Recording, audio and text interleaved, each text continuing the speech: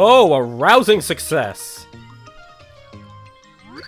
I was worried about Tippy being gone so long, but clearly magical events transpired. It has been a while. Thanks to all of you, this town, and indeed all towns, are now safe. Please accept my thanks. Now, tell me about Tippy. Have you heard anything about her at all? I see. Nor have I. Seems no one has seen Tippy at all. But somehow I can't shake the feeling that she is alive. Yes, alive, and living somewhere happily, I suppose. Oh, but our tale seems to have taken a sad turn there, didn't it? Well, you've been gone so long, there must be many people you wish to see. Please, take your time. I will be at home. Please come by if you feel the urge. Goodbye, my friends. Hey look, he's finally making this again. Ladies and gentlemen, boys and girls, returning subscribers, and people wondering why it took so long to make this video, welcome back to another episode of Super Paper Mario. Last time, we actually managed to save the world and stuff. You know, that's why there's no black hole in the sky, because Count Bleck was sorry that he lost some girl, I know, right? Weird. Believe it or not, Paper Mario does actually have a post-game. I know, it's weird, considering the game supposedly ended with everyone coming back and, you know, there's no Tippy to actually bring us back to Flipside. I can only assume that that whole theory about this game being one giant meta-commentary and that Mario actually being one giant show is actually true, because there's literally no reason why Mario should be back here. Speaking of which, hey Merlin. Oh, I'm happy you made it. How are you feeling? I've been researching this town and other ancient civilizations. I have a feeling that there are hidden hints on how to make this world better. Tippy loved this world, and wherever she is, I know she wishes for its betterment.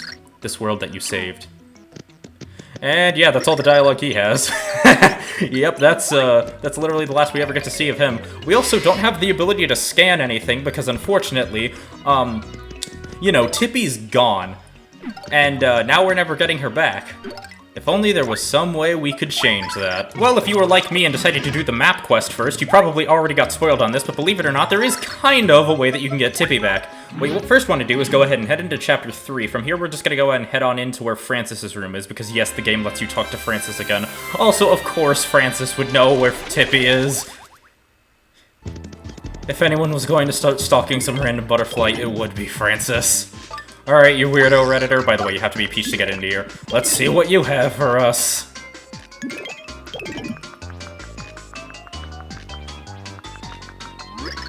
When I see something super rare, I must own it. But trying to hold a digital butterfly against her will land me in the hospital. So I think I'm done with that stuff. This time I harness my inner nerd to create something beyond high technical. Dying to see it again, aren't you? Behold!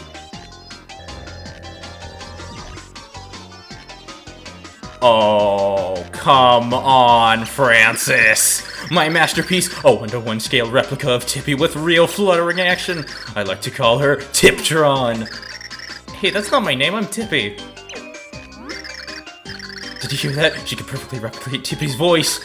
Tiptron could even flutter. She's pretty much the pinnacle of high technical. Tiptron earned me the Covenant Elite Nerd status on the digibutter.ner forums. So many upvotes. Oh, would you by chance be interested in buying her? Well, unfortunately, she's not for sale. I'm saving for Starship X Not Issue 1, so I'll sell her for just 999 coins. This sweet deal is a super rare collectible. What would you say? This is the only way you can buy it. I knew you couldn't resist something so high technical. You are now the only Tiptron in the entire universe. Yes, you actually have to do this to get Tippy back. And it's not even Tippy. Tippy's robot replica Tiptron has joined your party. She looks and talks just like the real Tippy. Well, are you ready to go? And yeah, this is the 1-to-1 replacement for Tippy. This is all you get. To this day, it's still not really known what actually happened to Tippy. I don't know, I feel like maybe in the comics or something they answered it. I haven't taken the chance to read the comics, but who knows. But on that note, Tippy can scan things. That's Francis, a chameleon who lives for anime, games, and comics. He may not know a lot about a variety of subjects, but he's a master of geek lore. He constructed me. Constructed me? No, I'm Tippy. I wasn't constructed by anyone. Oh boy, animatronics gaining sentience. I believe there's a game that Francis would probably know about. It's called Five Nights at Freddy's. Moving on, there's not really much else that you can do with Tiptron. Tiptron pretty much acts exactly as Tippy would with her scans. I think there's only 1 or 2 differences, I think. Thanks to you, everyone in the world are safe. We really are grateful for your selflessness and courage. At least that's what I think she would say. Wait, so you do know that you're a replica, or do you not know that you are a replica? What? Is she pretending to be the real Tippy because Francis paid her to do— Francis, what did you do to this robot? On second thought, I don't want to know what Francis did to this robot. Hi, I'm back, we found Tippy, and we're also incredibly broke. Oh, Tippy? Is that you, Tippy? No, we spent all of our money on a robot replica. Oh, I see. You're one of Francis's creations. Tippy was loved by many, wasn't she? Well, do take good care of this one. And yeah, that's it. That's pretty much the end of that side quest. It's not even really a side quest. It's more like a, hey, guess what we did today? Like Prognosticus. The ancients wrote it to fight the Dark Prognosticus. Tells what heroes can do to save the world. That's Merlin. He's a descendant of the ancients who led us here. He's the source of all knowledge and flip side. Most people here put his trust in him. And yeah. Unfortunately, there's not really much else to do aside from, I guess, just talk to the people here. Flipside wasn't destroyed. I believed all along that everything would be okay. Oh, I'm ever so happy that nothing happened to this town. I plan on living here forever. I heard the Dark Prognosticus got its prediction overturned by the hero. The world's okay. Boy, this makes me think. I can't rely on fortune tellers. I gotta find my own path. Where does the path begin, though? That is the question. Oh, I know. I'll ask a fortune tell. If you ever feel bad or feel that your purpose in life is not that big, remember that some writer had to come up with dialogue for each of these characters in between chapters. Dialogue that no one would ever read. No one would ever be invested in. No one would ever take the time out of their day to speak to this random lady. The world did not end. What a relief. And a bit of a disappointment. But what happened? I must know. I should become Nolrim's apprentice. I can study prophecy, and someday with my own two hands I can save... I'm a complete genius. Mayhap I shall ask him later. Some of these dialogue actually some of this dialogue, or bonus dialogue I guess, has some really quirky stuff to it. What about you, Nolrim? A long time ago our ancestors held the Dark Prognosticus, but one group has become taken by the Book's dark power. They stole it and hid it. They were Bleck's ancestors. The Dark Prognosticus changed him for the worse. But that's all in the past. All that matters is that his kind heart was restored. He and Tippy should be living happily together somewhere. That's what I believe. Yeah, I guess a bit of Super Paper Mario lore for you. I don't know how much you really cared about that. I mean, let's be real here, I don't even think Super Paper Mario cares about Super Paper Mario lore. But for now, we kind of need to get our money back because there is some more stuff that I kind of want to invest in. No, I'm poor. I'm sorry. No, listen, I need to... Don't introduce me. I need to... Wait, actually, do I have anything that I can sell? I can't even sell anything. Actually, wait, yes, I do need to store some stuff. I need to store this trial stew that I don't need! Shooting star is also particularly worthless now, because it's literally just more worth my time to just hit the enemy than to waste my time on the item. Items used to be cool, then I became the cool item. And I don't have anything else I can sell. Well, that's a bit of a disappointment. Now, I suppose I could just go and grind in the Pit of 100 Trials again, you know, for that, because now that we have also successfully proved that the map system is absolutely worthless, and also, yeah, by the way, I completed all the maps now, and after I correctly proved that the maps don't actually equate to giving you more money than if you had just never bought the map in the first place, or, you know, only go after the ones that specifically give you money, I suppose we are kind of low on things to do, aren't we? Well, there is one thing that we never technically did. Did I say one thing? I meant two things. There are two things we never technically did. Did I say two things? I meant three things we never technically did. Did I say three? I meant four things we never technically did. Nah, I'm probably not gonna do this one. I mean, again, unless you guys want to request one giant stream where I just individually cook every single item in Super Paper Mario with, like, the wiki next to me, and I just, like, answer quick questions. Nah, actually, that'd be a fun Q&A stream. It lasts as long as people keep asking questions. I don't know. Sounds like a dumb idea, but I don't know. Someone's got to be into it. And I forgot it's not actually accessible from here. Well, whatever. I guess I'll just talk to this guy. Year for a story. I can tell you when I call. Oh, chunks. 10 coins. Interested? Bro, I'm not made of money. Heading back over to the future, where I am actually made of money, I will say that probably the biggest complaint that I have about this entire thing is that, well, number one, it costs 200 coins to unlock what is basically this game's entire backstory being told to you through the process of, like, you know, 2 bartenders. Gonna be real here, the first one is more useless than the second one. So we're basically just gonna skip through this. Whether or not you plan on reading it, I don't know, if you're at all curious about any of this lore, feel free to just go ahead and slow down the video and just read through it all. Personally speaking, I don't find most of the early stuff too interesting, but then, like, the later stuff is where it just starts getting real. Like, just talking about, like, the Dark Prognosticus Hero of Legend, stuff like that. What is probably the most interesting stuff is when it gets to the parts about, like, the Ancients being all about love and stuff like that, considering that that kind of stuff, like, barely gets brought up, like Merluminia only ever being required to meet her at, like, the end of the chapter, and then there's stuff about, like, how the Ancients use the pixels and then why they lock them away in the first place. Yeah, this was a game that could have really benefited from a sequel, if only we got that. But whatever, I'm sure people already know my opinions on Super Paper Mario enough, or at least you're about to hear them, because, you know, this is the future where I've already recorded this entire thing, as well as also gotten myself a bunch of coins, because I thought that I was going to need them for something else that's coming up, but no, turns out that, like, 400 coins, completely optional. Literally didn't need any of it.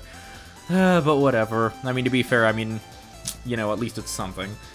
But honestly, other than that, there's not really much else that's here. They're talking about how they were worried that the pixels might betray them. Oh yeah, you know, people like, yeah, Cuddly. I can absolutely see Cuddly getting ready to throw hands with an entire species. And then, yeah, so much for that love and stuff, am I right, guys? They had, like, an entire...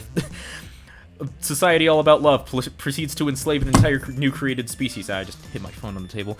It also talks about the Pit of 100 Trials being useful and all that. And then, hey, look at that! Backstory. O-Chunks being a general? Man, I'm sure hope that comes up in the game. Am I right, guys? Yeah. But I mean, this is pretty much where you learn about the Tribe of Darkness, stuff like that. Norman, the others are descendants of his shadowy form. Yeah, no, this is... I mean, it's all kind of minor stuff, but again, I think this game, like a Super Paper Mario 2 could have really been, like, a neat idea.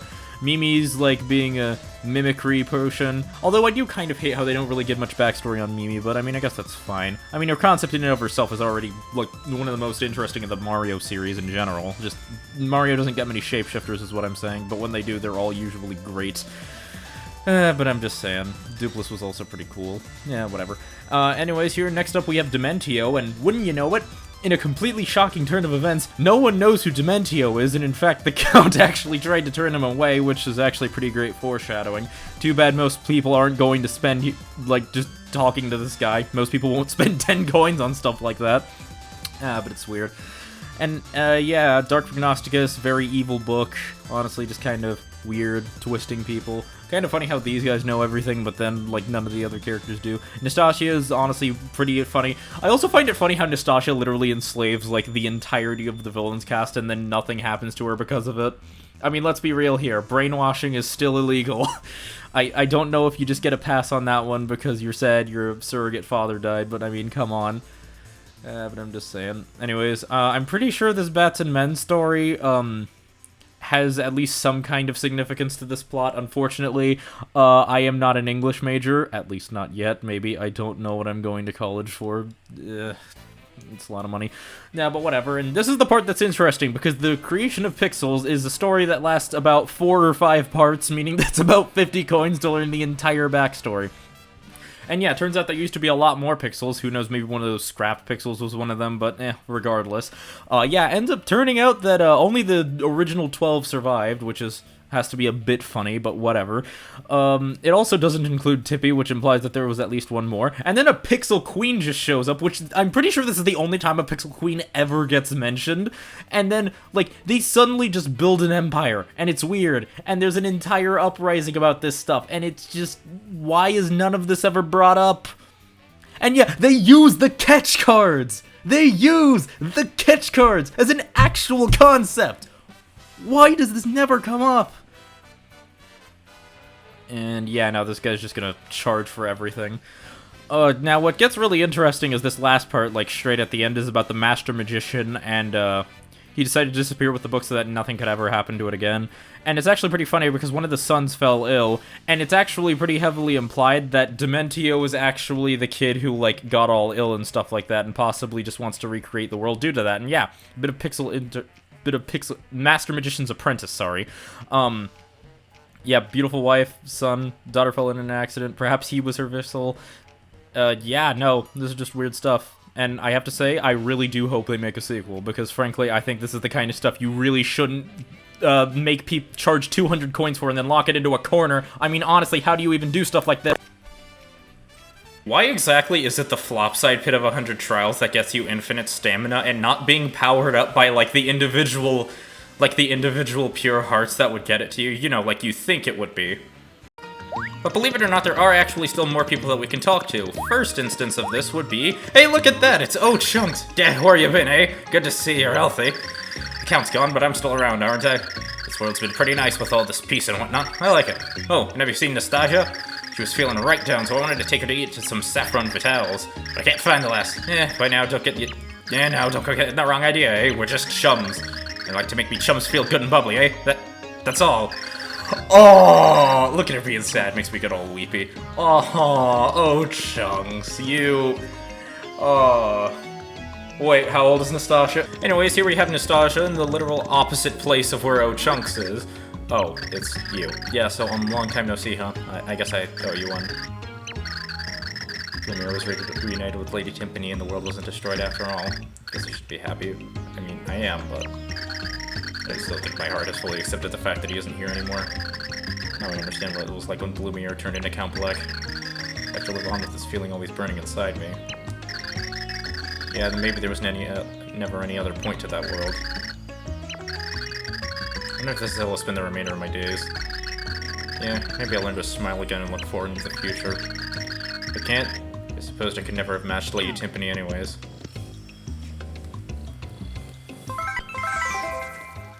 Damn! She was one of Count Black's close associates. Count Black was her reason for living. But she knew that at some point this day would come. She'll be okay eventually. See his face, hear his voice. She knows she can't yet. She pines. Damn! And to think she never shows up in any game again. Why? Oh my gosh, it's a mother! Gills Jr. Looks like the stork brought his Captain Gills some few guppies. What? This is a strapping male. See how he watches his siblings with that protective gaze? What? Wait, do they all have individual... Gills, they all have individual names! Why do they all have individual names? What? That's the master of the underground canal. Fish is named Captain Gills. He's the fish that the boy on the 3rd floor loved so much, or used to be anyways. Now he's big and scary and doesn't need any adorable kids in his life. Guess he's really moving up in the world.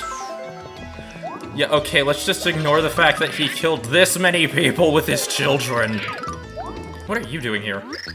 Bizzow! Melodious master, music magician here. I am known... I'm not even gonna try to read that. Do you like any music you've heard so far? That's yours? I can call it up then. Just 10 coins per song. Want to take a listen? Oh, wait, there's a music play... Hey, maybe next time. The internet's power's down. Oh, so there is a music player here. Not like the jukebox, but like there is a music player. Huh. Interesting. Also, of course, it costs money. Anyways, one thing that I wish that I did, but I never ended up doing, is specifically going into the arcade mode, because, yeah, I kind of forgot that this existed.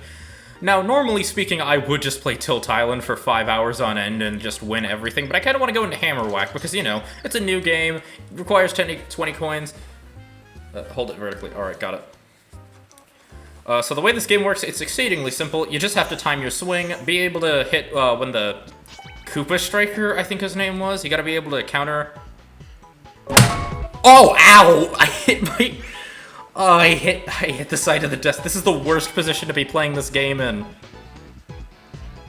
Alright, awesome. And yeah, the closer it gets to Mario before you hit it, the better the score. And that's basically it for like several rounds. Oh my god, okay. That should not have worked as well as it did. I absolutely should have died to that. I'm sorry if I'm not going to be able to talk much during this game. I kinda want to concentrate on getting like a really good score, whatever. I have actually gone for like a ridiculously long score in this game because it is just it is actually kind of a simple game. Oh my gosh, I got an excellent on that one. It is like a very simple game. It's not going to be too hard to master or anything like that. It's mostly just a rhythm game. If you can... if the hardest part is basically just the swinging aspect of it. That's like the only thing that's gonna take up a lot of time. But other than that, yeah, it's a fun game. I personally speaking, I still kind of prefer Tilt Island. Actually, nah, Tilt Island can get kind of boring. At least this one is just like a constant barrage of just rhythm mini games. Half the time you don't even have to try, you just have to like hit it back once. And then I assume... No, okay, so I thought the background was gonna change there. Okay, wow, these timings get ridiculous. Okay, easy, easy. I have to admit that the tension is kind of getting to my head and makes it very hard to try to commentate in the middle of these games. But I guess if I did have to talk anything about it, would be my overall thoughts on Paper Mario. No wait, actually, I've talked about my overall thoughts on Paper Mario like 5 times. I did it during the final chapter, so I guess what are my thoughts on the final chapter and overall story? Very good. I don't see why they stopped making Paper Mario stories as dark as this one. Like really, why did you stop? Honestly, it's like a veritable gold mine at this point. Like, you could easily make like a dark Paper Mario story, but I don't know, I guess they just want to cater to the kids, I guess, but... I mean, even then, I'd say that this story is like... way better than... Oh, and I missed my swing there, because I had to talk, of course. If there is one thing that I have to say that I like about this story a lot, it would quite possibly be its characters, because, like... I mean, let's be real here, there was that entire game theory video, I'm not sure if anyone saw it, where they thought that, like, Mr. L being hypnotized instead of brainwashed implies that he always wanted, like, always hated Mario, which, to be fair, I actually... It's stupid, but I like the theory. But, like, the characters, and, like, the... Paper Mario is honestly just a series that has always been pretty good with its characters, even though I personally think this game kind of suffered in the aspect of partners, or I guess, like, the pixels. Because, I mean, let's be real here, after the pixels get introduced, they, like, never talk again. Which I have to admit is kind of a shame, because I think you easily could have worked at least some of it into a story. If you can individually write every single one of Captain Gills' babies, then you can easily write dialogue for every single, like... You can write dialogue for all of the pixels talking during certain segments. I don't see how it would be that difficult.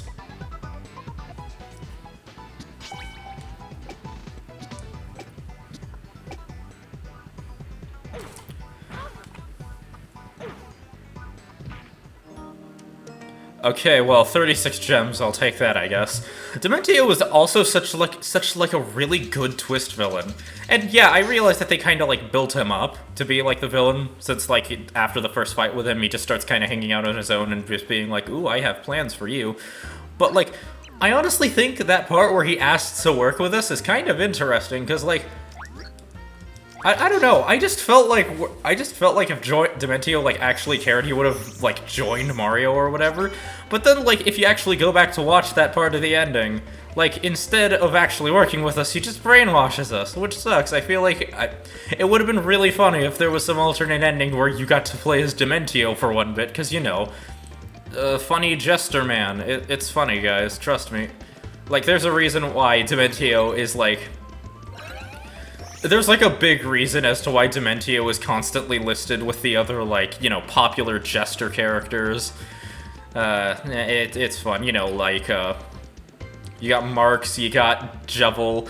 They're all just these fun, quirky-looking midget jesters who all want to rule the world. Except for Jevil, I mean, I think Jevil's just there. I also have to say, I didn't think I'd be as invested into the drama of this game, you know, and when I say drama, I mean like drama as in like the characters who, like the interrelationships between like Tippy and Count Bleck. I'm not usually invested in character drama when it comes to like stories or whatever, or usually if there is, it takes me like a while to get into it, but I have to say, like, Count Bleck is just kind of an interesting villain when you think about it. I get that they tell his whole story through, like, little dialogue boxes at the end, and yeah, I kind of wish that him and Tippy interacted more. That would have been very cool if we could have actually seen more dynamics between the two. But yeah, personally speaking, I do actually quite like the story a bit. I suppose one thing that I could talk about would be my history with the Paper Mario series in general, because that's something that I never really went into. Believe it or not, I actually quite enjoyed this series in spite of not owning any of, like, the major games. Like, Paper Mario 1000 Year Door, that's the one that's usually called, like, the best of the bunch or whatever. I have never played that game, and with the prices going up, I probably never will. But believe it or not, I actually did find a way recently to actually play the game. I'm not going to say what that specific way was, but let's just say that I borrowed it from a friend. But yeah, that's what we can call it. I borrowed it from a friend I've never met. And I played it on my computer. But yeah, I actually have to say that I did quite like that game. Although, to be fair, I had actually been exposed to the Paper Mario franchise not through actually playing the games, but via Let's Plays. Yeah, that's right. Is there any reason why I chose to do this game specifically first? Well, aside from the fact that I think that it's kind of the simplest game to, like, Let's Play, and not only that, but it's also the game that I have the most experience with, since it was actually the first Paper Mario game that I ended up picking up, and honestly, I like it a lot. No, actually, that's... Okay, it's... Wait, which one was it? It's actually really funny, because after I got this game, I would later go on to get Sticker Star next. And would you believe me when I said that I have played Sticker Star for almost as much time as I have played this game? Which is kind of a lot more than I probably should have. Why did I play Sticker Star that much? I don't know. It's an objectively bad game. I think that there are many, many flaws with it on, like, a conceptual level. It's not good as an RPG. As an action-adventure game, it's mixed. The best thing about it is, like, the music in and of itself. The dialogue is kinda mid, with the exception of a few lines, and honestly, Kirsty is not that great of a character. But if we're being real here, like... I don't know, I guess the music was just enough to get me hooked onto that game, because I would do this thing where the Chapter 3 boss music of that game is honestly the best thing I've ever heard. So I would just go, because I didn't use YouTube that much at that time, I would literally just go, I had a separate save file reserved just for that fight, just so that I could listen to that music. I don't know, it was just that good. But yeah, like... Aside from my probably poor childhood decisions, yeah, I guess, I don't know, I guess something about the gameplay loop just appealed to childhood me. I actually did try to get back into that game at one point. Personally, yeah, the early game is kind of boring. I don't know, I guess the mid-game is at least somewhat fun for me. World 5 really drags in terms of, like, location and stuff, with the exception of, like, 1 or 2 levels. And I just really, like, don't like Bowser Jr.'s airship. I always just try to speedrun that area as quick as possible, just because I don't care about it. But yeah, I don't know. I've always had, like, a weird relationship with this series. I never got into Color Splash or that new game that came out recently. I say recently as if the game came out, like, a month ago. It came out over a year ago at this point. But yeah, my main exposure to Paper Mario has been through Let's Plays. Let's Plays of the first 2 games, Let's Play of the 3rd game, and then I actually ended up picking it up. And then the 4th game, which I played pretty much entirely on my own, aka Sticker Star, aka that game that no one wants to acknowledge. Then there's Color Splash, which is Sticker Star but better. Then there is, I guess, Origami King, which is Sticker Star but even more better. Because to be fair, I've heard good things about Origami King. It looks kind of fun, and it actually does look like it has some charm to it. Like, it looks like it has a lot more charm. But it looks more like they just really, really wanted the concept to work. When, I don't know, it's kind of the example of if it ain't broke, don't fix it, where they had the formula.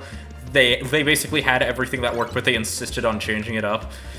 I don't know, man. I mean, I guess at this point there are always mods that people have made. I actually am kind of interested in some of the, like, original Paper Mario mods, some of the 1000 Year Door mods that people have made. All that stuff actually does look kind of interesting. And, you know, assuming Nintendo doesn't do what Nintendo does all the time, some of them are actually kind of fun. In fact, you remember that one LP that I was doing about a certain Pokemon mod? Yeah, gee, I wonder how that's going. I actually don't think they've actually updated it that much since I last touched it. So, you know, that'll be fun to actually look back in on. I actually do plan on finishing that game, or at the very least getting further, because in spite of having not touched either of these games, either Super Paper Mario or that game, I actually have had a lot of fun with them, and, you know, they're great ways to relax. Even if I haven't played them much recently, because, you know, I have a certain other thing that a lot of people want me to work on that I haven't been touching because of a certain other thing. I am being very vague in this video. Yeah, I'm probably just gonna quit the game right here. I do not have the time for this. No, wait, hold up. I said quit the game. The fact of the matter is I could have gone on for so much longer, but I chose not to. Does it not give me my score for that? So yeah, final thoughts on the arcade games. They're all pretty similar in quality at the very least, except for Mansion Patrol. There's not really any reason to like talk about these any other games in specifics, or I guess even compare them. But anyways, Tilt Island fans, where you at? Anyways, there's only one last thing that I can really think of doing, and that is going into Chapter 2-2, because believe it or not, there is actually one more person we need to interact with. Hello, you. Well, hi there, big welcome to Merlee's Mansion. I'm Lady Merlee's handmaid. My name is Mimi, but you can call me Mimikins if you want. So, are you surprised or what?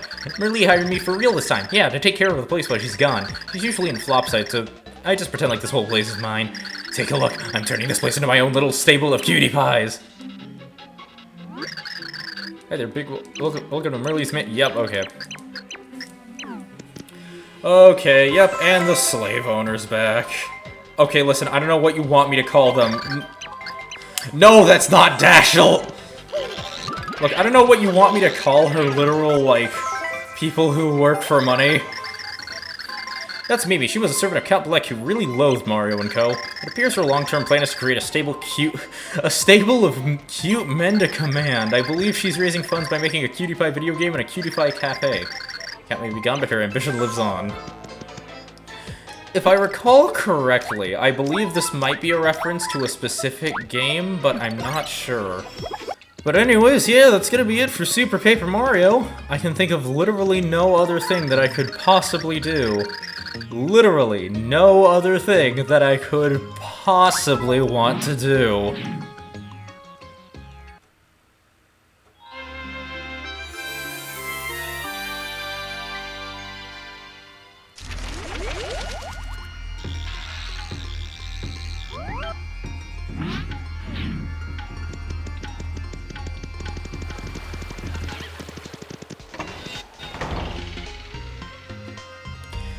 Yep, out of every place that could have possibly been rebuilt, take a guess as to which one we need to go through. Take a guess at which world is most grateful for saving us. Keeper of the first... Wait, you are that challenger from before. You fled this land like a crying whelp. The sky is gone, but the challenge still stands until a victor is found. If you desire the king's treasure, step forth and challenge my skill. Leave the palace before the 100th fight ends and your progress will be lost, and with it your family's honor!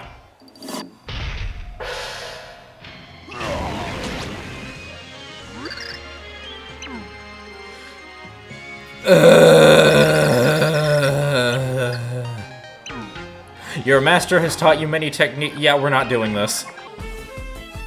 Take a wild guess as to who's doing this. Yep, that's right, it's me. That's right, I did it. Luckily, these whole challenges aren't really too bad. I think I managed to do this in about 40 minutes, 50 minutes. So definitely not as bad as the Pit of 100 Trials, but, you know, still kind of annoying. Our first two guys right there, green and blue, they're relatively simple with the exception of the fact that blue will sometimes open up with a jump, which means that you're basically just gonna have to take a hit. The tiny ones are the fun ones. Honestly, they just jump around everywhere.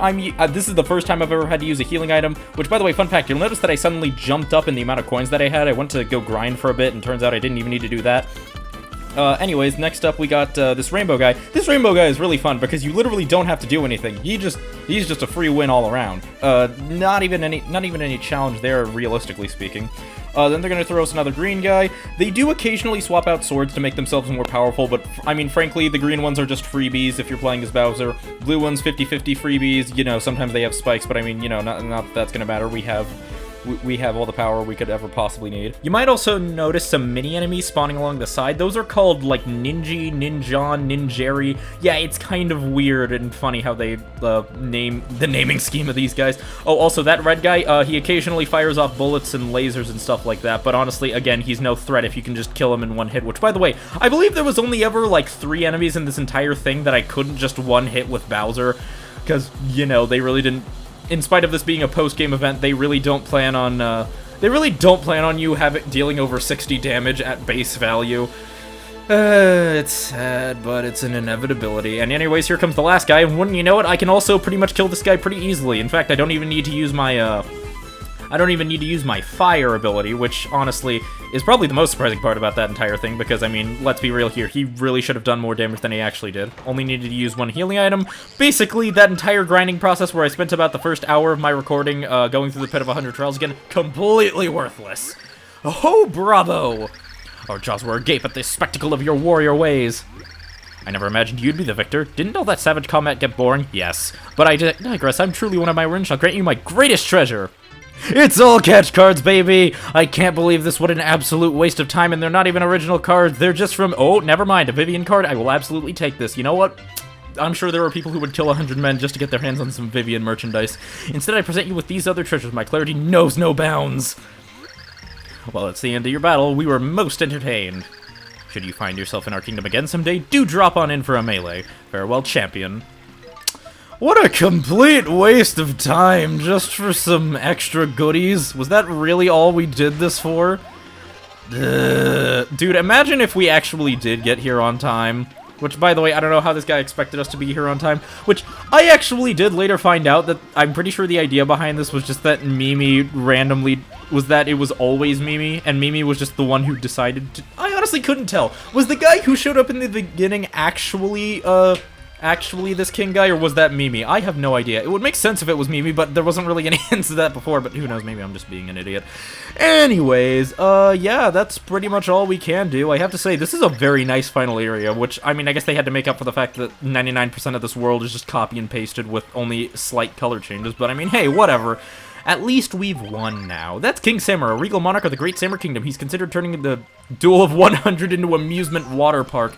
Yeah, there is a bit of lore mentioned back at the tavern about how the number 100 is significant to this place, but again, it doesn't really matter when all that translates into is very, very boring gameplay that lasts only about 45 minutes, but whatever.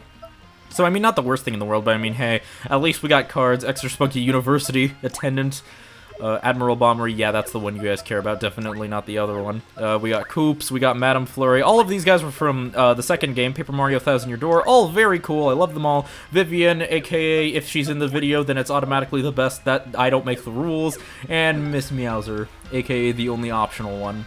Or, actually, is she optional? I forgot. I thought she was, but, yeah, whatever, it's fine. But yeah, that's pretty much gonna do it. I'm gonna go and use all of the items that I didn't need. I absolutely stacked my inventory for this, which was honestly the funniest part of this entire experience. Just the fact that I put so much preparation into this and I only ever needed like 1 or 2 items. Yeah, and best part was I had all this stuff just sitting in my storage, just never used it. If you ever need a reason to start stacking up for storage, it's this, because then you won't have to grind for Ultra Shrooms, which then get made into even more powerful items. Speaking of items, if you guys ever want me to do that cooking stream, I will absolutely do that, but I mean, yeah, whatever. I should probably get back to that one thing that you guys actually wanted me to do, but, funny. But yeah, anyways, I'm a bit disappointed by the rewards, but overall, I mean, I guess getting to see Vivian was nice, so your rewards will depend on how much of a Vivian stan you are. But yeah, this has been Super Paper Mario. Very good game. Great characters. Absolutely amazing characters. Pretty surprisingly deep lore, a worthless map system, and, you know, a very great game and important game from my childhood. See you guys for whatever I do next, because, I don't know, could be a couple days, could be a while, I don't know. I just kind of want to relax for a bit. See ya.